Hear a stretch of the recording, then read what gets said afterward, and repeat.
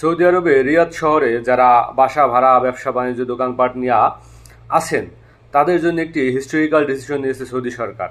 রিয়াদের ভিতরে যত বাসা ভাড়া আছে সে বাসা ভাড়া এখন আর চাইলেই বাসার মালিক বৃদ্ধি করতে পারবেন না।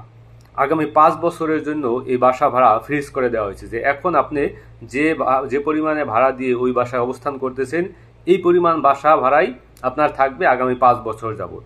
এবং আপনার সাথে এবং বাসার মালিকের সাথে যে চুক্তি হয়েছে এই চুক্তিগুলোকে অনলাইন করার সিদ্ধান্ত নিয়েছে, যে অনলাইনে এই চুক্তিগুলো সাবমিট হবে এবং সরকার সেটাকে মনিটরিং করবে। এটা শুধু রিয়াদ শহরের ভিতরে।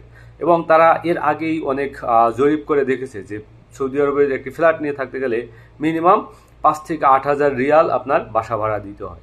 তো সে জায়গায় দেখা গেছে যে এই যে 5 থেকে 8 হাজার রিয়াল বা 5 হাজার রিয়াল এটা আর্ন করা, আপনার এই বাসা ভাড়া দিয়ে টিকে থাকা, এটা প্রবাসীর জন্য তো অনেক কষ্টেরই, বরং সৌদির ভিতরে যারা আছেন অনেক দূর থেকে এসে তারপরে রিয়াদ শহরের ভিতরে কাজ করেন, তো সেই জায়গায় তাদের জন্য কষ্টকর। এবং তারা চাইতেছেন, দেখা গেছে রিয়াদ শহর ছেড়ে তারপর দূরে দূরে গিয়ে তারা বাসা ভাড়া নিয়ে থাকার চেষ্টা করতেছেন।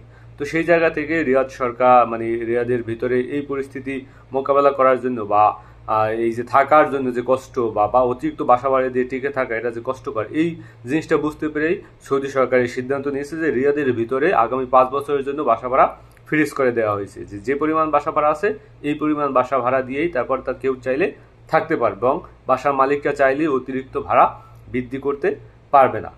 তো দেখেন, আসলে এই যে মানুষের জীবনযাত্রায় মানুষের সাথে বাসা ভাড়া, তার থাকার খরচ, খাওয়ান খরচ, এভাবে বিভিন্ন কিছু দেখে তারপরে সৌদি সরকার এই সিদ্ধান্তগুলো নিয়েছে, যেটা প্রবাসীর জন্য খুবই আপনার উপকারী একটা ডিসিশন হয়েছে যেটা সৌদি সরকার নিয়েছে। তো সৌদি সরকারকে আমরা প্রবাসীদের পক্ষ থেকে অসংখ্য ধন্যবাদ জানাই যে আগামী 5 বছরের জন্য বাসা ভাড়া ফ্রিজ করে দেওয়ার জন্য।